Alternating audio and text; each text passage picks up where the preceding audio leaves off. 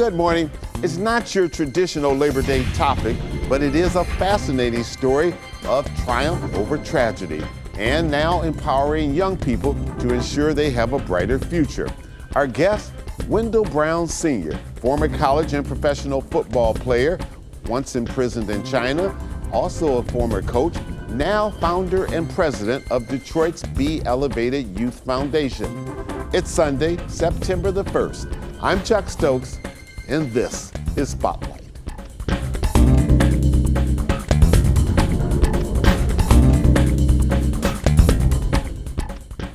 Wendell Brown, welcome to Spotlight. Good having you. Thank you. It's a blessing to be here. It's a pleasure having you.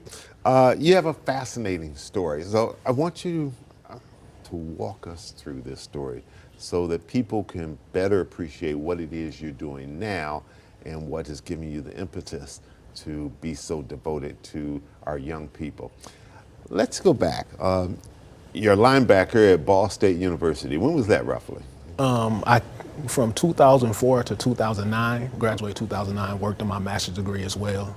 Okay. So was a 3-year starter there. Okay. Now in the Sports Hall of Fame. All right, so you did okay then. Yeah, did pretty good, not too bad. All right. You left Ball State. At some point, you transitioned across the ocean to China. How did that happen? Just from my professional playing career, playing over in Canada, playing over in Europe, and had the opportunity to coach and play over in China. You did all those things before you went to China? Yes, sir. Okay. Yes, sir. So prior to that, and then went over to China to help out and coach the game of football. Mm-hmm. All right. You were sort of an ambassador? Yes. Kind of an American football ambassador, so to speak? Yes, I didn't even know they played football in China. I didn't either until I received the opportunity to go over there and help grow the game. Okay, all right, very good. So maybe they'll be playing the NFL one day. What part of China? Chongqing, China was where I was stationed, but traveled around the entire country, held football camps there as well, also English language camps as well. Okay. You ran into a rather tragic situation. What happened? One night out, I was out with some friends, and then I was attacked by multiple Chinese nationals.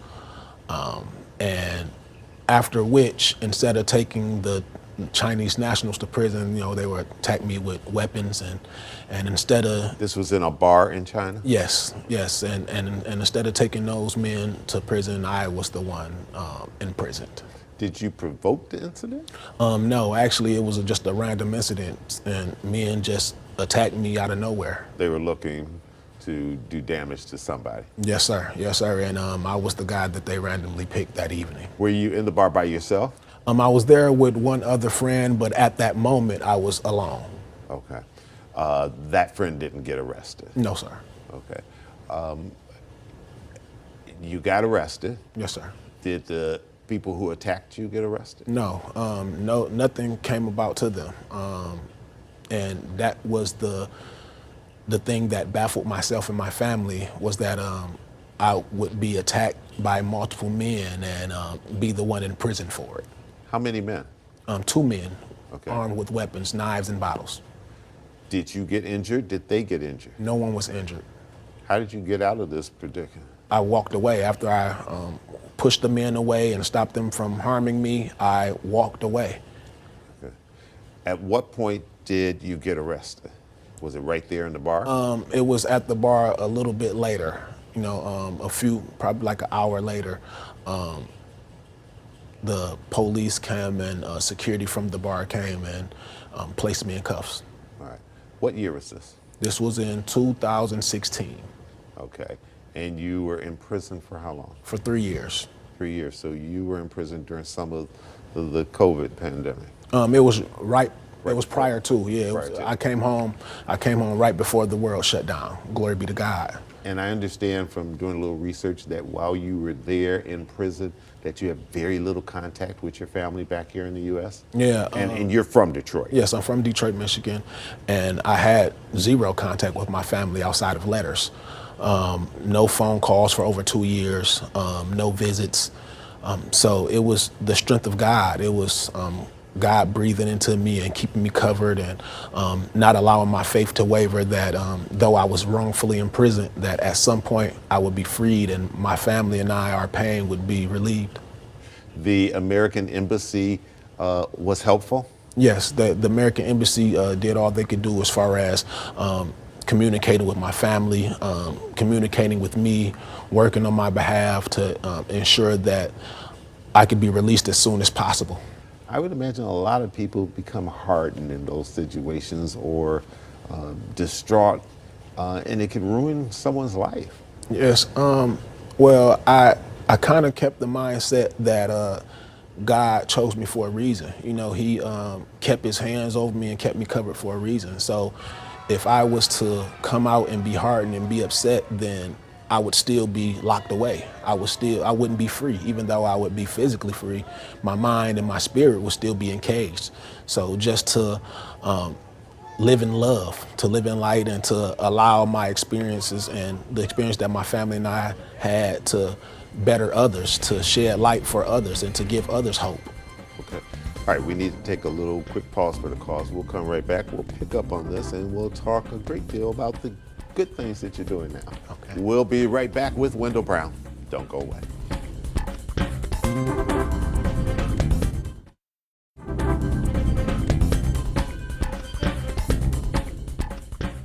Welcome back to Spotlight. We're talking to Wendell Brown today, a man who at one time was imprisoned in China. He's a Detroiter, now back here doing some phenomenal things with our young people. Before we totally leave China, how did you feel about the country itself? Put that horrible incident aside. Was it a country that where people were welcoming and you really enjoyed it? Because we don't want to castigate an entire nation unless you feel it needs to be castigated. No, I mean, I enjoyed it.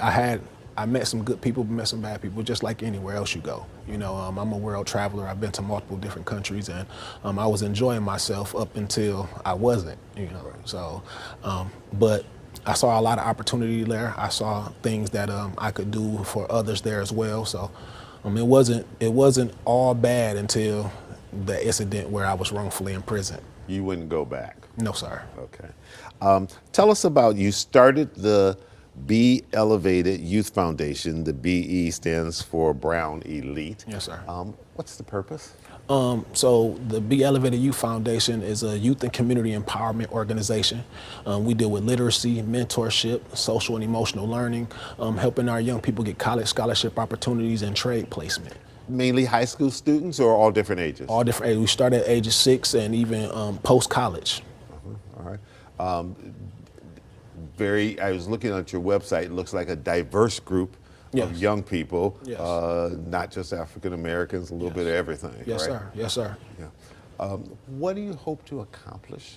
What's your goal? The goal is to allow our young people to be prepared to be productive citizens in society. You know, we want to ensure our young people have all the resources and tools they need in order to win.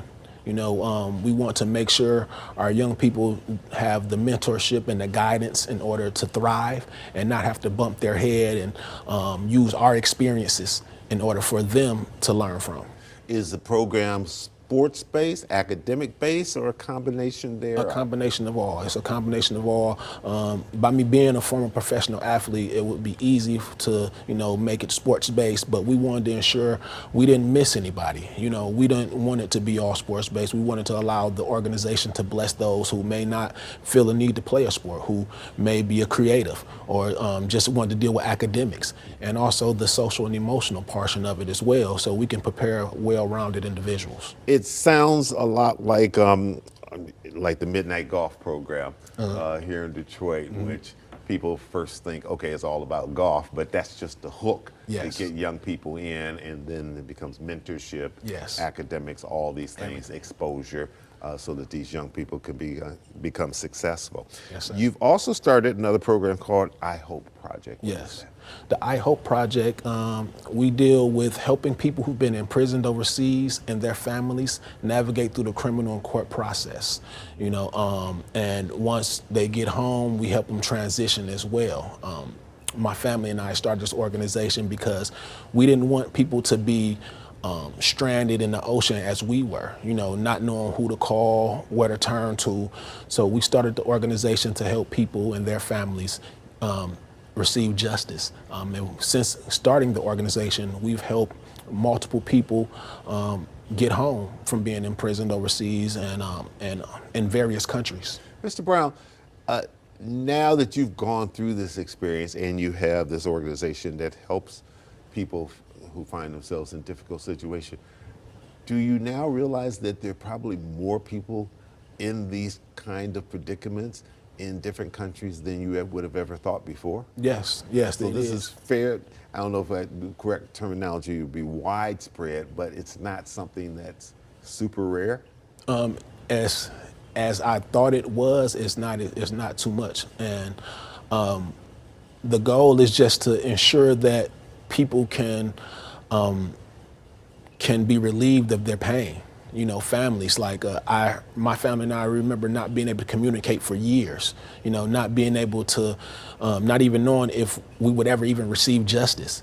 So to relieve families of this pain is definitely something that we look forward to doing. Yeah, certainly this type of situation is getting more notoriety today. The Brittany Griner situation, others where they become almost political prisoners and are used by different countries to try to get something from America, or becomes a negotiating tool. Yes. And the higher the profile person, the more media attention it gets. But what you're telling me, and correct me if I'm wrong, is that this is happening in various places across the world with people who are super famous and people who are not super famous. Yes, sir. Yes, sir.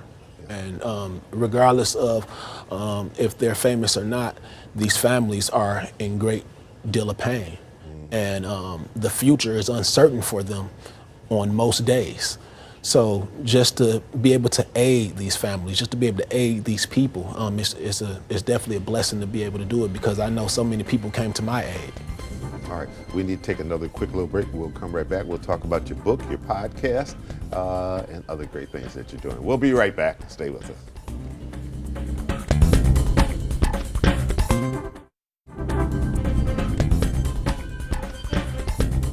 Mr. Brown, you've written a book. What's the title and what's the focus? NFL to prison cell, and the focus is overcoming adversity and elevating beyond bondage to mental and physical freedom. It details my life as a wrongfully imprisoned inmate in Chinese prison. I go through details what my daily life was like. I go through how I got there, and I go through how I got through it, where I was mentally, some of the tools and things that I practiced in order to not allow the darkness all around me to put my light out. Were you ever exonerated by Chinese government or officials or law enforcement? No. I served 3 years. As a verdict. They tried to give me 10 years. I received 4. I appealed and got 3 after with maybe 7 months left. You had Chinese attorneys, I guess? Yes. There you go. Did you feel as though they were helpful and fair? I went through about 4 different attorneys. None of them worked for me and worked to get me freed except for my last one. Do you still have contact with that person? Yes, I still have great contact with her, and I'm extremely grateful for the role that she played in my life and my family's life as well. You talk about that in the book? Yes. Okay. What else will people get out of this book? They will get how to also overcome adversity. If we all know that we've done or dealt with hard times, we've all dealt with some type of adversity in some sort, but how do we recognize these things, and what are we supposed to learn from these things? How do we get through these things? So the book details how we can also all come through and be relieved of our adversity. You have a podcast too? Yes, yes. You do a little bit of everything. Yes, sir. Podcast is called Game Plan, the Wendell Brown story, and it details my family and friends and the team that came together in order to get me free, to bring attention to my case of me being wrongfully imprisoned over in China, and how the team came together in order to work on my behalf to get me free. If people want to access the podcast or get the book, how do they do it? The podcast is available on all major podcast platforms. And my memoir, NFL to Prison Cell, is available at wendellbrownsenior.com. Long term, where do you see your life and your organizations going? These organizations are tools in order to impact billions of people all over the world. You know, we look to stretch our reach in order to give our young people and adults wraparound services and things that they need in order to thrive. If young people want to be a part of your organization, how do they do it? Visit brownelite.org. brownelite.org. Fill out the application and we'll be able to service all our young people. Right now we are in multiple schools during the school year. We also just finished our 3rd annual summer program, our Elevating Scholars summer program. And we finished that off with our Bless the Babies back to school event every year as well. All right, we need to take one more break and we'll come right back and we'll do a final segment.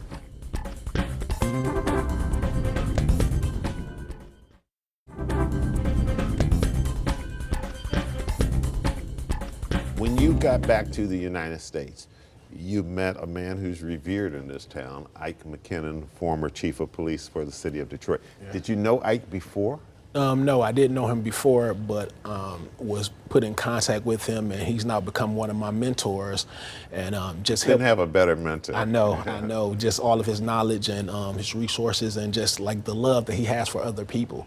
You know, and I'm extremely fortunate to have such a great mentor, someone who has been through so much and also still have the love for so many others in his heart and wanting to help any way he can. Yeah. I keep kidding him and saying you're supposed to be retired, Ike, but he can't sit down. He seems to have a million projects going on and a lot of energy, and certainly he's somebody who's always cared about young people. Yes. And has had some tough experiences in his own life, but never let those experiences determine his future. Mr. Brown, what are you doing in terms of employment today? So this is what I'm doing full time for employment, like being a helpmeet. You know, being a resource to others, blessing the community and the world in any way I can. Okay, so you've been able to make a good future out of it. Yes, and I've still been coaching as well. I'm at my alma mater, Detroit Martin Luther King, coaching linebackers and strength and conditioning there. Still running my programming. You do that as kind of volunteer work? Yes. All right. Yes. So, and I'm still running my programming all year round. Yeah. Are the young athletes today, do you see a major difference between them and when you were coming through high school? Somewhat. You know, I feel like we were a bit more gritty. You know, but because of all of the resources that they have, they're able to get a lot more information, and a lot more knowledge, and a lot more exposure opposed to how we had it. You know, so that's been a blessing for them. It's a bit easier, the path is easier for them, but that's what we want. You know, we don't want our young people to have to experience the same challenges that we had to. Are you a fan of athletes who are now in college making pretty good money? Yes. I mean, I believe they should, you know, especially when the colleges make so much off of the athletes, you know, and I remember being in college and asking my parents for money and sometimes having to eat noodles for weeks on end, you know, outside of training table if I was hungry. So to be able to be compensated for all of their hard work, you know, and to be able to fend for themselves to a extent is definitely a blessing for them. Yeah. Would you, if you got an offer to do some coaching in the NFL, would you want to take it? Yes, most definitely. It'll be a great opportunity to continue to mold men and to continue to prepare young people for success. Yeah. Final question. You're doing multiple things trying to give back to young people and set a great example. if there's a big challenge, maybe even an obstacle that you face on a day-to-day basis, what is it? It would be collaborating the resources and the connections, because I know that in order to achieve goals, you have to do things together. It's all about collaborating. It's all about holding hands. So that's what we're looking for. We're looking to partner and collaborate with as many organizations as we can that have the same mindset and have the same goals in order to grow people. That way we can extend our reach and reach our goal to possibly impact the lives of billions of people all over the world. None of us ever know what life is going to hold for us. And at any moment, things can change for better or for worse. But when you look back on your life story as of right now, even though I'm sure you wouldn't want to go through what you went through again, has it maybe in some respects been a blessing in disguise that has given you now a focus that you might not have had before? Yes. It made me think about my life outside of athletics. Growing up, I thought about myself as being just an athlete, but to see that I am so much more and we are all so much more. So allowing our young people to get into the mind frame of more than athletics as early as possible, to begin to do things and stretch themselves outside of just their specific sport, to understand that we are all here to help one another, so allowing our young people to see, hey, you are a leader in your community no matter how old you are. There's always someone who's watching you. There's always someone who's looking up to you. So conduct yourself as such and be that example. Your grandfather came to the studio with you. People can't see him. He's off camera here. Yes.